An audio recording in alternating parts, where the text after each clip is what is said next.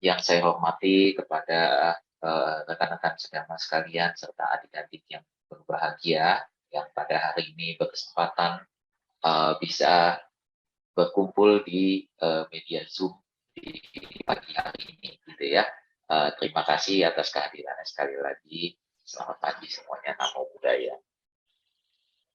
Rekan-rekan sedama sekalian serta adik-adik yang berbahagia, eh, tidak terasa nanti sebentar lagi kita akan memasuki bulan Kamina, ya. Sebetulnya sudah mau mulai gitu ya, sebetulnya sudah mau mulai. Nah, nanti kelihatannya kita akan merayakan kembali Katina. Nah, nanti untuk setting waktunya itu nanti akan kami beritahukan kemudian gitu ya. Uh, Katinanya bagaimana gitu ya segala macam. Nah, nanti juga mungkin jika memang dimungkinkan untuk nanti ada beberapa perwakilan umat yang bisa hadir gitu ya. Nah, itu nanti kami akan ajak untuk hadir gitu ya. Mungkin nanti kita akan merayakan juga di wihara kita, Gemangkuri Solo PT Suara, gitu ya, untuk pertama kalinya. Tapi nanti kami akan bicarakan dulu gitu ya. Nah, seperti apa role-nya dan segala macam gitu ya, karena sudah 2 tahunan ya kita uh, tidak menggunakan wihara gitu ya. Nah, nanti protokolnya seperti apa gitu ya segala macam kan kita harus susun ya gitu, karena kalau kita mau buka kembali kita harus memikirkan berbagai hal gitu ya. Nah, tetapi itu nanti gitu ya. Nah, tapi kami hanya sounding dulu sekarang ini sementara gitu ya, beritahu supaya teman-teman sudah bisa bersiap nanti apabila kami menyampaikan bahwa ada kesempatan untuk berdana katina lagi ya gitu ya. Nah, silakan teman-teman bisa ikutan berpartisipasi gitu ya. Kemungkinan kita akan melewati masa katinanya dulu gitu ya, seperti biasa. Jadi hitungannya jadi sanggadana lagi supaya kita tidak bentrok dengan tempat-tempat lain yang juga membutuhkan anggota sangga gitu ya. Karena hari katina itu adalah hari di mana butuh anggota sangga.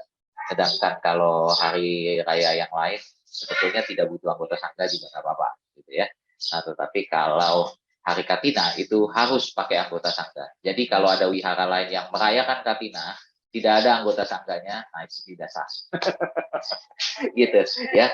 Soalnya ada wihara lain yang bilang yang penting kan kita Katina gitu. Gak apa-apa nggak ada anggota sangga. Pakai apa? Pakai pandita aja. Nah itu salah, salah besar. Ya, saya harus menyatakan itu salah besar. Pandita tidak sama dengan seorang biku ya. Nah, biar bagaimana walaupun disama-samain sih bisa aja, sama-sama manusia. Iya, tapi kan jubahnya beda ya, gitu. Kehidupannya beda, gitu ya. Nah, di mana di situ hari Kartina adalah hari persembahan empat kebutuhan para biku, gitu ya. Nah, jadi ada salah satunya jubah, gitu ya. Nah, kan saya nggak pakai jubah. Gitu. Misalnya saya pandita gitu ya, saya kan nggak pakai jubah sehari-hari, pakainya batik. Gitu ya. Jadi saya tidak pantas untuk mendapatkan persembahan jubah. Gitu. Iya dong. Ya, gitu ya. Nah, jadi ada tuh pengertian ada di beberapa tempat ya, di beberapa wihara yang seperti itu. Nah, saya langsung dengan berat hati saya bilang pengertian Anda salah. Saya nggak peduli dia mau tersinggung atau enggak, saya nggak peduli. Pokoknya pengertian Anda salah. Gitu. Khusus untuk hari Katina nggak bisa diwakilkan oleh siapapun, harus anggota sangga. Gitu ya, harus yang menjadi seorang biku atau bikuni dengan tradisi apapun, ya tradisi apapun, mau Mahayana, mau Theravada, silakan, terserah, gitu ya. Nah, tetapi dia harus biku, dia harus bikuni, gitu ya, atau biksuni kalau dia Mahayana, gitu ya. Nah, tidak bisa diwakilkan oleh perumah tangga, tidak bisa, gitu, ya. Apalagi perumah tangganya dipakai jubah-jubahan, nggak bisa, tetap nggak bisa, gitu ya. Anda tetap berbeda, Anda punya rambut dan segala macam, Anda punya anak istri, jadi Anda tidak sama, gitu ya. Nah, jadi itu satu-satunya hari raya yang tidak bisa diwakili kalau tidak ada kehadiran anggota sangga, gitu. Nah, kalaupun nanti kita lewati masa katinanya, kemudian kita jadikan perayaan yang namanya Sanggadana, gitu ya. Nah, judulnya juga tetap Sangga Dana. Jadi dana kepada sangga, bukan kepada pandita. Jadi kalau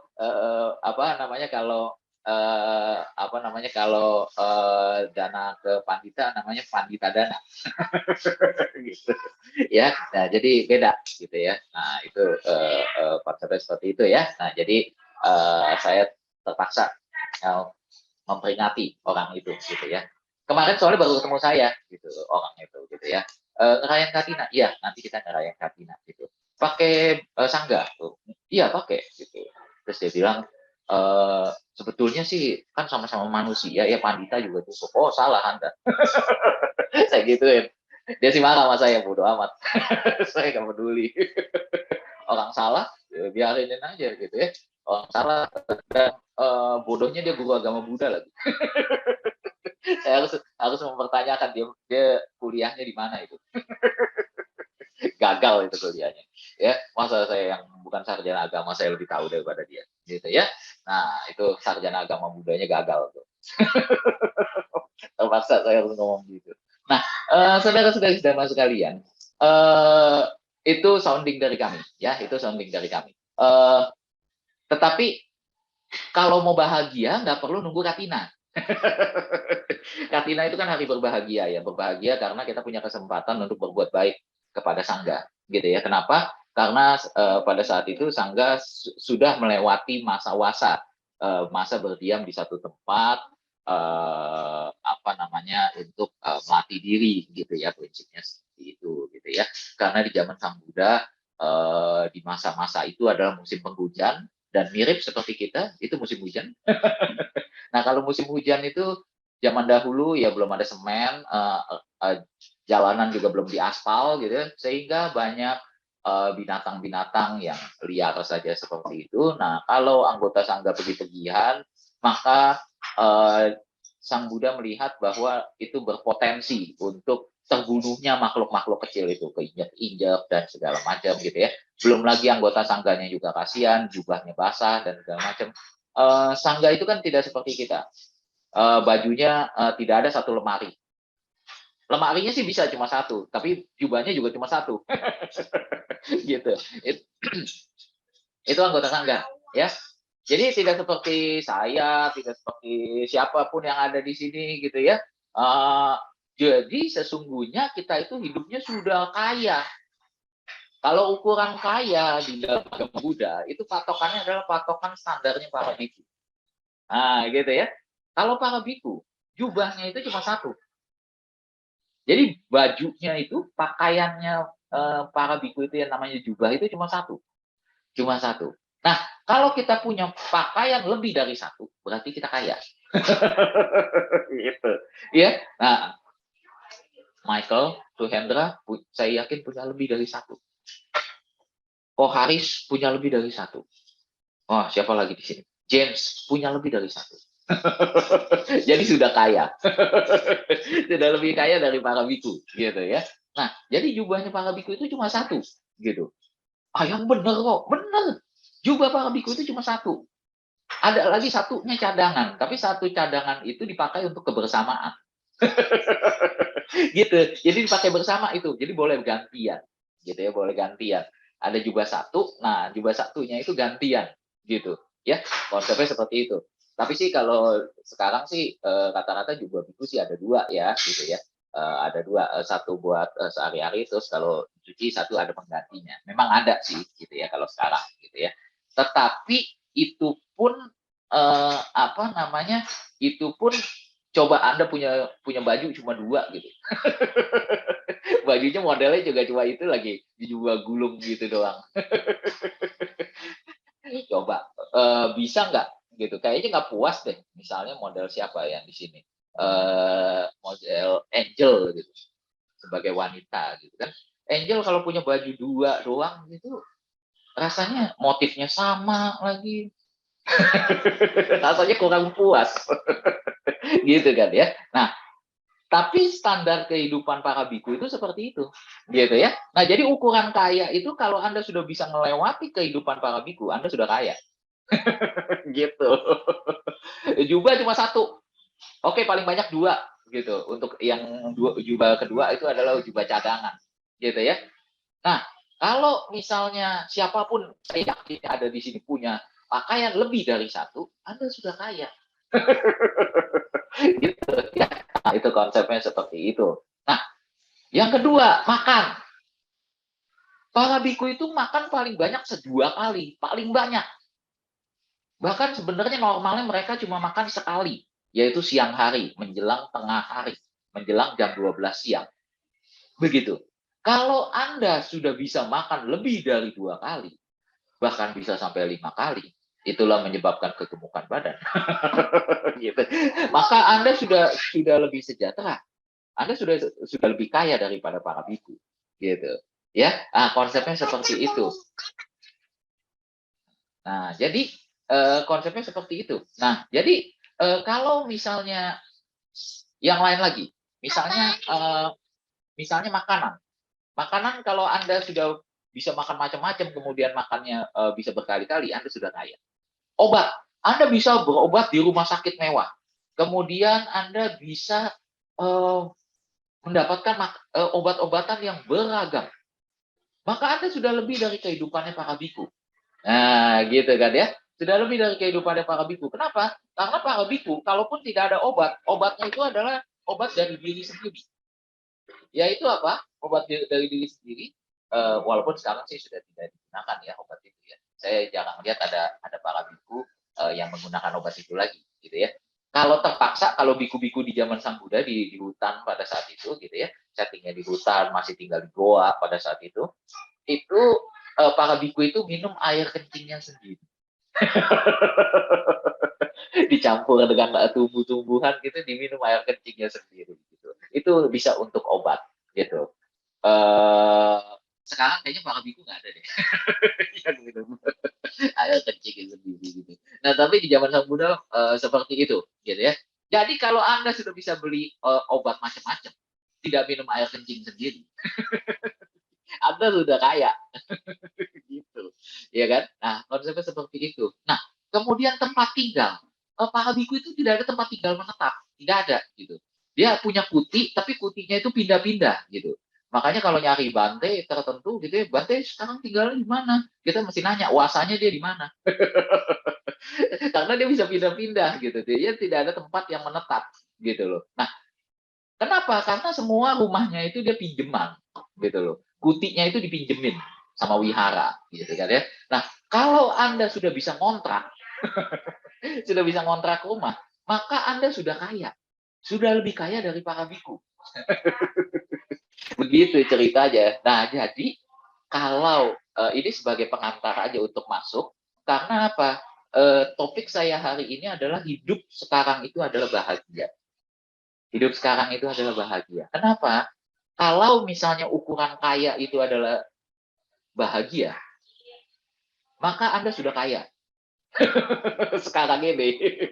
Saya mau kasih tahu itu gitu. Kalau Anda mengatakan, wah saya harus kaya dulu nih baru bahagia. Sekarang Anda sudah kaya. Anda punya pakaian lebih dari satu. Anda bisa makan lebih dari sekali, 2 kali. Anda sudah punya obat-obatan macam-macam. Dan Anda punya tempat tinggal yang tetap. Jadi Anda sudah kaya. Kalau ukurannya kaya di standarnya agama Buddha itu kehidupannya melebihi kehidupan para biku, para anggota sangga. Begitu. Ya. Nah, berarti Anda semuanya sudah kaya. Ya. Andi sudah kaya. Andi bisa jalan-jalan kemana-mana. Kalau para biku mau jalan harus ditemenin umat. Gak bisa jalan sendirian, gak bisa. Alyong nih sudah kaya, Ferdinand sudah kaya, gitu. Kenapa? Bisa makan lebih dari 3 kali. Habis 3 kali, mau ke 4 kali, mau ke 5 kali, ke 5 kalinya makan Indo. Walaupun cuma makan Indomie sekalipun, Anda sudah kaya. Karena para biku ngerebus Indomie aja nggak boleh.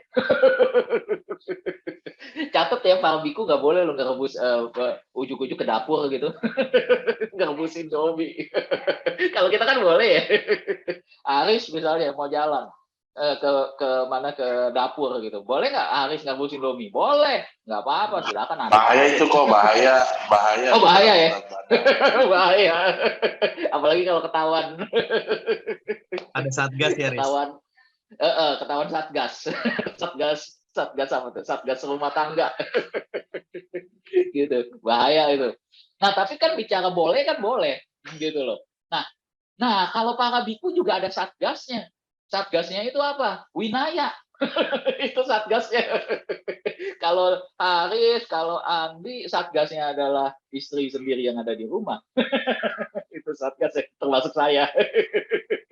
Saya juga ada dewan pengawasnya. Mau ngaduk, mau bikin Indomie. Kok udah berapa kali dalam seminggu? Ada yang ingetin. Nah, kalau para biku, yang ingetin itu adalah dirinya sendiri. Yaitu apa? Winaya. Aturan yang dia jalani itu. Jadi nggak ada para biku ngerebus Indomie sendiri itu nggak ada. Gitu ya. Nah, karena menurut aturannya para biku nggak boleh masak. Ya, gitu ya. Tetapi agak berbeda kalau misalnya Anda jangan kaget kalau misalnya Anda menemukan para biku masak juga, yaitu biksu-biksu di Shaolin. Nah, itu masak. Beliau-beliau itu masak. Bahkan masaknya satu panci gede gitu ya, segala macam. Itu Anda jangan kaget. Kenapa? Karena budayanya mereka berbeda. Ya, jadi tradisi Mahayana berbeda dengan tradisi Theravada, gitu ya. Nah, kalau tradisi Mahayana apa-apa harus mandiri, kira-kira modelnya seperti itu. Sejarahnya panjang, ada sejarahnya. Mengapa para biksu Mahayana itu boleh tuh ngaduk apa namanya, Indomie sendiri, gitu. Tiba-tiba ada, jangan kaget kalau ada biksu Mahayana dia motong tempe gitu. Ngegoreng tempe orek gitu. Jangan kaget gitu ya. Nah, itu tapi tradisinya Mahayana. Jadi itu tradisinya Mahayana. Nah, kita bicara soal umum aturan yang ditetapkan oleh Sang Buddha, ya janganlah masak-masak, udah nikmatin aja masakan dari umat gitu ya. Kira-kira modelnya seperti itu. Kenapa? Karena kalau masak itu berpotensi juga, sekali lagi, masak itu berpotensi juga membunuh makhluk-makhluk. Pernah nggak kalau misalnya teman-teman yang ada di sini misalnya makan sop bening, memang sop bening, tapi dalamnya itu ada gratisan. Gratisannya itu apa? Gratisan semut ngambang. Pernah nggak? Saya pernah tuh beberapa kali. Ada semut ikut kerebus. Gitu ya. Nah, itu jadi berpotensi untuk apa namanya, terjadi pembunuhan gitu ya. Nah, oleh sebab itu para biku tidak disarankan untuk memasak sendiri gitu ya. Jadi biarinin aja, terima apapun yang dari umat gitu. Jadi dia harus mempermudah hidup dia sendiri dan mempermudah kehidupannya umat dalam menyokong hidupnya dia, begitu ya. Konsepnya seperti itu. Nah, tapi kan semua yang ada di sini kan boleh ngerebus Indomie sendiri. Iya kan? Tengah malam, wah lapar nih. Wah, ada Indomie nih. Boleh lah. Atau ya udah deh, nggak usah rebus Indomie sendiri karena males gitu. Di depan ada tek tek tek tek tek tek. Wah, nasi goreng tek tek tuh. Beli boleh. Nah, tapi kalau para biku, wah jangan harap dia bisa beli nasi goreng tek tek tengah malam. Pertama, karena beliau sudah tidak makan malam lagi, gitu ya. Nah, yang kedua, dia nggak punya duit buat beli sekedar nasi goreng tek tek. Parah ya hidupnya dia ya. Jadi buat beli satu bungkus nasi goreng tek-tek aja tuh para biku nggak punya duit. Duitnya itu disimpan sama umat, namanya Dayaka. Ya, nah itu yang jagain uangnya dia, gitu ya. Nah jadi dia nggak punya duit, gitu loh. Kalaupun para biku misalnya didanai handphone misalnya, nah mau isi pulsa, isi data, kuota, gitu ya, yang ngisiin umatnya. Nah, jadi para biku tinggal ngomong, kuota saya sudah habis, tolong isiin dong. Nah, begitu ceritanya, ya. Nah, tetapi dengan hidup seperti itu menjadi tanpa celah, gitu ya. Nah, kalau kita yang bekerja segala macam, memang kita menghidupi diri kita sendiri, kita bisa mandiri, semuanya apa-apa kita bisa sendiri, gitu ya.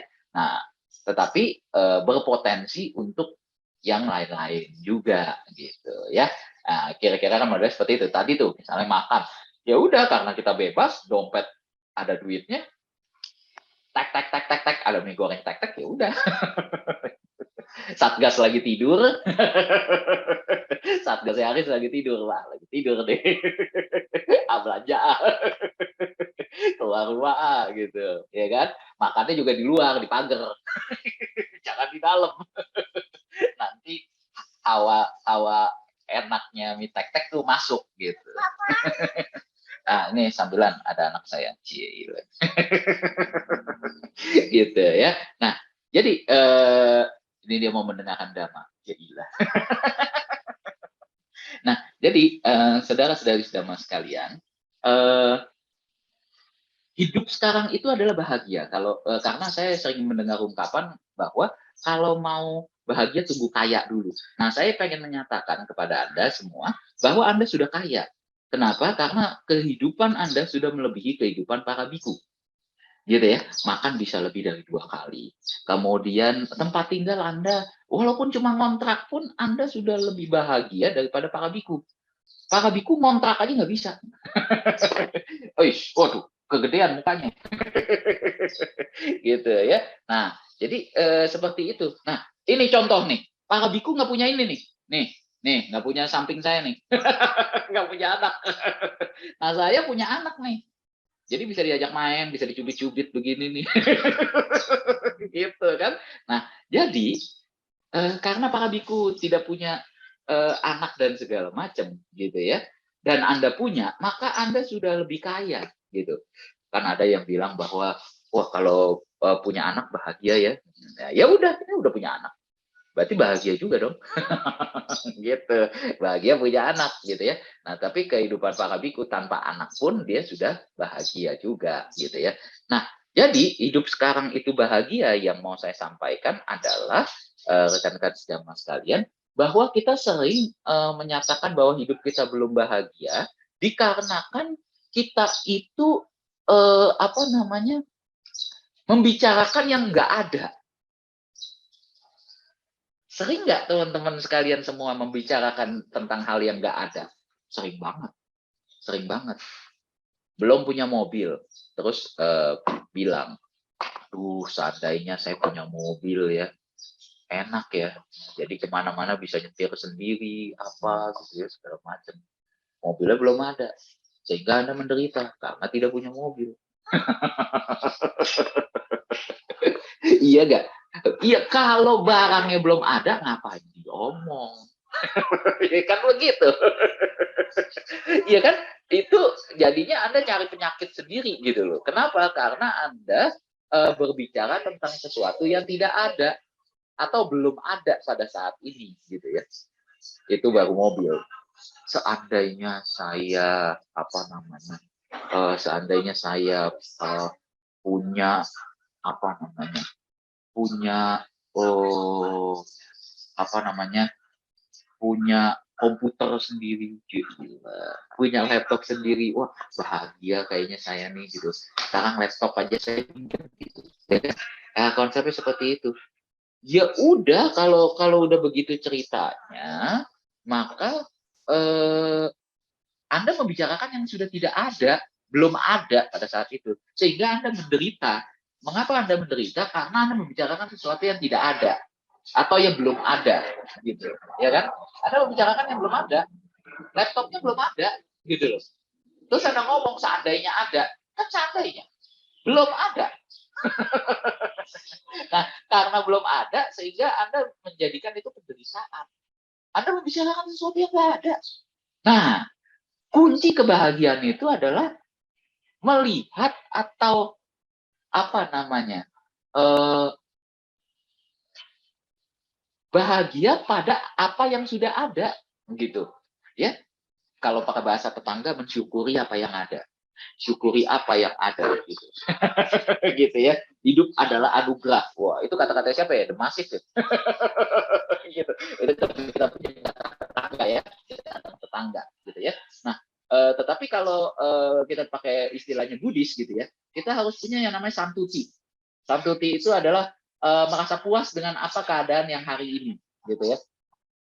Hari ini kita tadi, walaupun laptop saya belum punya, tetapi saya memang dipinjemin sama kantor untuk bekerja dari rumah misalnya. Ya sudah, itu sudah bahagia juga dipinjemin.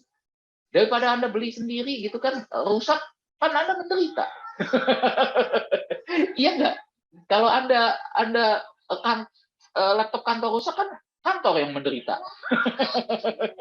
Iya kan gitu kan ya. Nah, karena Anda dipinjemin sama kantor, maka kantor yang menderita kalau laptopnya rusak. Tapi kalau misalnya apa namanya? Kalau misalnya laptop Anda yang rusak, Anda yang menderita. Gitu kan. Nah, sehingga Anda tidak perlu menderita berlebihan gitu loh. Kalau nggak punya ya udah, kalau belum punya ya udah gitu loh. Wah, Ko Erik kalau ngomong begini berarti kalau kalau misalnya nggak punya kerjaan gitu segala macam, ya udah dong. Ya nggak gitu juga. Gitu. Ya nggak gitu juga gitu ya. Wah, kalau nggak punya kerjaan nih, pada umur saya udah 30-an segala macam, ya udah dong, nggak apa-apa dong. Ya nggak gitu juga gitu ya. Kita jangan berhenti sampai kata santuti, merasa puas. Oke, merasa puas. Saya merasa puas dengan kondisi sekarang saya, gitu. Bahwa saya sekarang laptop masih pinjaman. Tapi boleh nggak saya berusaha untuk punya laptop sendiri? Boleh, boleh. Tapi penyadaran dulu bahwa belum punya laptop sendiri, saya sudah bahagia duluan. Itu yang mau saya tekankan.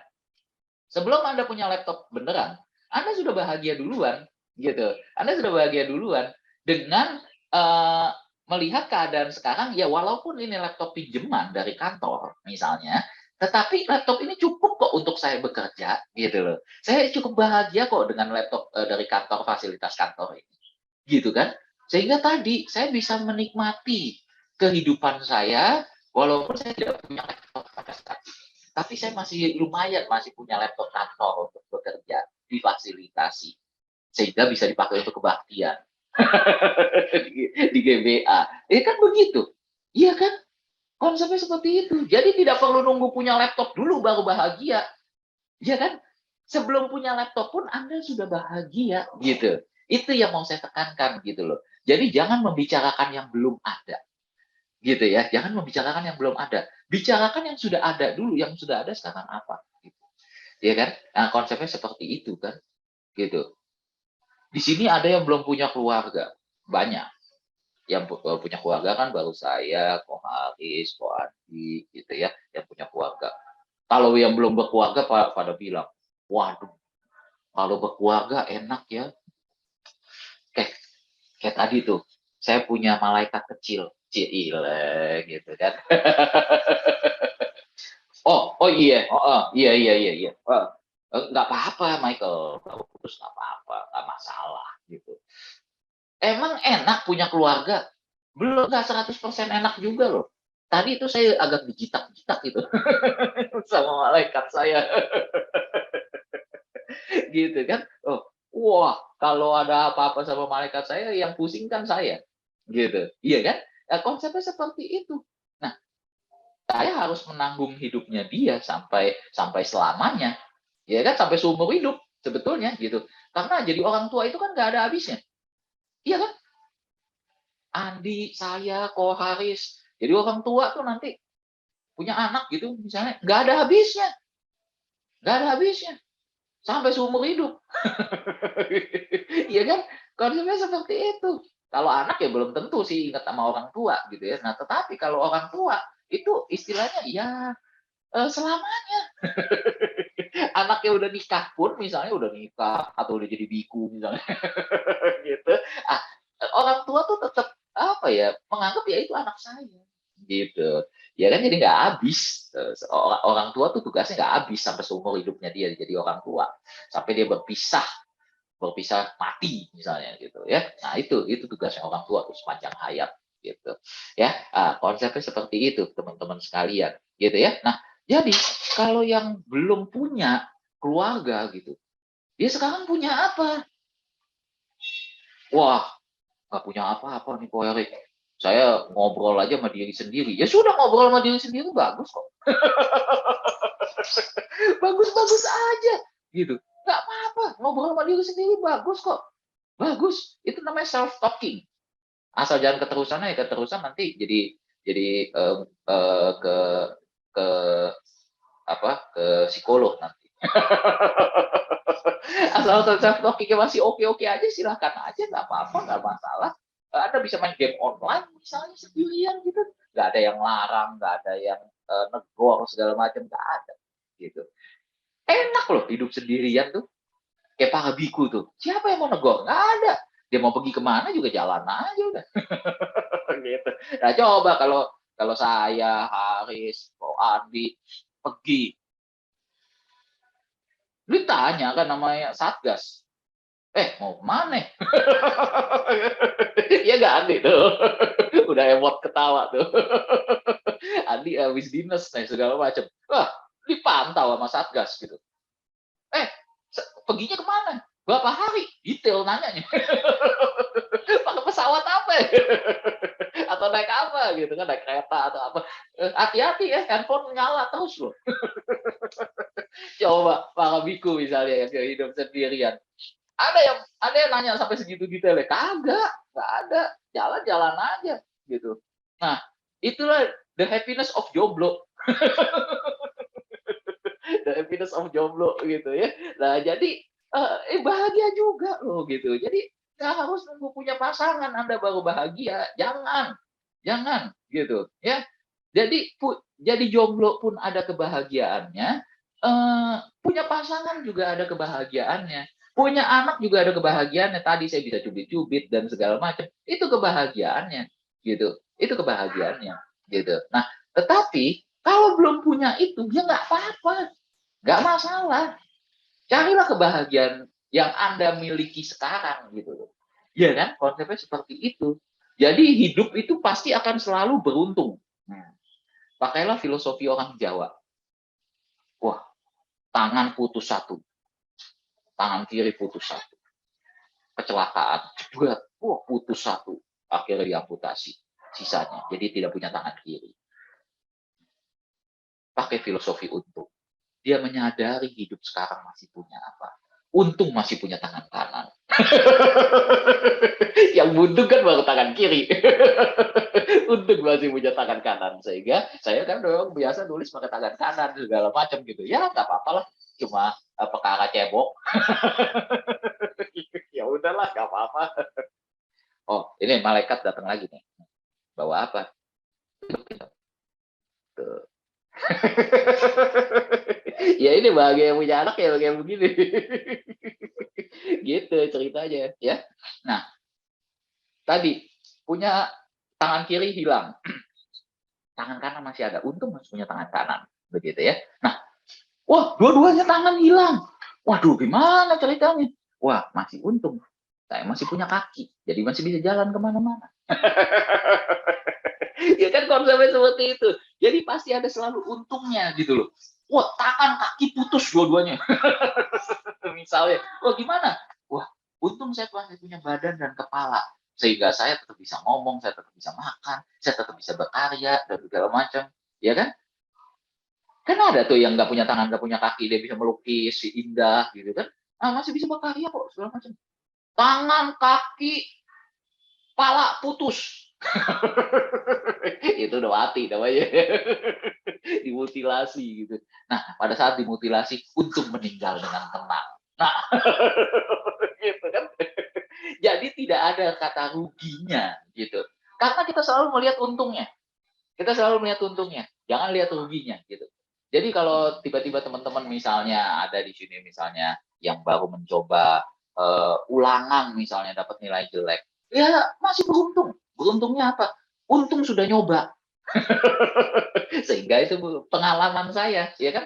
Pengalaman dalam nyoba matematika, pengalaman dalam nyoba biologi gitu. Tadi ada yang menanggapi di sini gitu ya. Baru putus, nanti mau coba lagi, mau punya pasangan hidup lagi, mau punya kekasih lagi segala macam. Gagal lagi misalnya. Gagal lagi. Nggak apa-apa, untung sudah nyoba. Untung sudah nyoba. Kan saya jadi tahu, oh cewek yang tipe begini gitu ya, sukanya kalau saya kasih hadiah begini toh. Ya kan jadi pengalaman gitu loh. Ya kan konsepnya seperti itu. Jadi ada untungnya juga gitu loh. Untung saya coba gitu. Kalau nggak nyoba kan saya nggak tahu kalau saya gagal. Ya kan konsepnya seperti itu. Jadi hidup akan selalu beruntung. Hidup akan selalu bahagia. kalau kita memiliki yang namanya santuti, yaitu apa namanya, perasaan mudah merasa puas dengan kondisi hari ini. Saya punya apa hari ini? Saya punya anak istri. Ya sudah, istri saya sampai sekarang cuma satu. Jangan pernah mau nambah dua. Ya, Aris ya, Andi ya. Satu aja satu aja udah ribet. Apalagi dua. Ya. Ya, jadi yang banyak-banyak gitu loh. Santuti aja. Gitu. Nah, saya juga mengingatkan kepada yang lain-lain. Misalnya siapa gitu ya, yang sudah punya pacar gitu ya. Nah, itu juga satu aja cukup, ngapain sih ganti-ganti gitu. Ya, kecuali kalau udah putus ya, nah, itu beda beda cerita ya. Udah putus, kemudian mau cari gantinya ya silakan, nggak apa-apa. Itu boleh-boleh aja. Ya ampun kok. Iya. Minta ampunnya jangan sama saya, Riz. Sama yang Satgas. Iya, satu aja udah cukup, teman-teman. Nggak usah banyak-banyak. Satu aja udah cukup. Gitu loh. Ya, punya handphone, saya bingung tuh ada. Tapi mungkin ada alasannya ya. Saya pernah lihat itu mahasiswa sekarang kan udah sebagian kan ada yang offline, ada yang online gitu ya belajarnya gitu ya. Yang offline, jadi kan saya bisa lihat tampilan fisiknya gitu ya. Ada mahasiswa yang jajar handphonenya 3. Waduh, saya bilang ini buat apaan aja nih. Saya kayaknya satu aja udah cukup gitu. Nah itu udah. Mungkin dia buat jualan kali ya, satu buat online shopping gitu ya, atau apa gitu ya. Ya boleh-boleh aja sih kalau memang ada gunanya. Nah kalau nggak ada gunanya, nah itu yang useless gitu ya. Nah, jadi rekan-rekan sedama sekalian, hidup bahagia itu adalah hidup hari ini gitu ya. Jadi tidak perlu menunggu sampai punya ini dulu, punya itu dulu. Kalau nggak punya gimana? Tetap bisa bahagia. Tetap bisa bahagia. Yaitu kenapa? Karena kita punya yang namanya santuti. Mudah merasa puas dengan kondisi kita hari ini. Memang kita nggak punya mobil, tetapi kita bisa naik Transjakarta. Lumayan kok. 3.500 bisa keliling Jakarta. Oh, yang punya mobil mewah nggak ada loh yang bisa keliling Jakarta cuma 3.500. Hebat loh itu angkutan umum, luar biasa loh itu. Bisa sampai ke peak lagi sekarang. Luar biasa itu. Jadi di tengah harga BBM naik, ya beralih ke Transjakarta. Jadi nggak usah teriak-teriak gitu. Harga BBM naik, aduh gimana nih transportnya naik, segala macam. Naik Transjakarta. Beres. Gitu loh maksudnya. Jadi cari solusi aja, nggak usah teriak-teriak, nggak usah apa segala macam. Emang Anda teriak kan Anda jadi ini juga apa? Jadi apa namanya? Jadi selesai juga BBM-nya turun juga. Ya enggak, karena BBM naik itu kan di luar kendali Anda. Iya kan? Anda bukan presiden. Iya kan? Anda teriak juga nggak bisa ngapa-ngapain, gitu kan ya? Konsepnya seperti itu kan? Nah, sama. Anda jomblo, Anda teriak ke laut kan Anda nggak bisa apa-apa juga. Ada gitu Anda teriak ke laut terus laut kirimin gitu pacar buat Anda. Iya kan kagak. Gitu ya. Konsepnya seperti itu. Nah, jadi marilah kita hidup puas dengan kondisi hari ini, santuy gitu ya. Nah, itu yang mau saya sampaikan kepada rekan-rekan sedama sekalian pada pertemuan hari ini gitu ya. Nah, jadi rekan-rekan sedama sekalian semoga rekan-rekan sedama sekalian bisa ikut berbahagia. Kapan? Kapan berbahagianya? Hari ini. Jangan tunda besok. Jangan tunda besok. Ya, hari ini. Kenapa? Karena besok belum tentu Anda hidup. Iya kan? Siapa yang bisa mastiin Anda hidup besok? Nggak ada yang bisa. Gitu. Siapa tahu habis kita tutup nih Zoom kita tewas bareng. Pasti tewas bareng sih ininya, akun Zoom-nya. Hilang semua. Nah, sebegitu cepatnya juga kematian. Kematian tuh kayak Zoom kita mati ini. Mati itu. Secepat itu dan kita tidak tahu kapan timingnya gitu. Tapi kematian itu ya secepat itu gitu kalau kita renungkan ya. Jadi Zoom ini yang kita pasang ini juga membawa perdamaian. Wah, membawa dama juga ini. Zoom kan kalau mati kan tiba-tiba dem gitu. Nah, sebegitulah kematian juga begitu, cepatnya seperti Zoom kalau mati gitu. Ya, konsepnya seperti itu. Jadi Zoom ini juga mengajarkan dama kepada kita. Bahwa kematian itu secepat itu gitu, ya.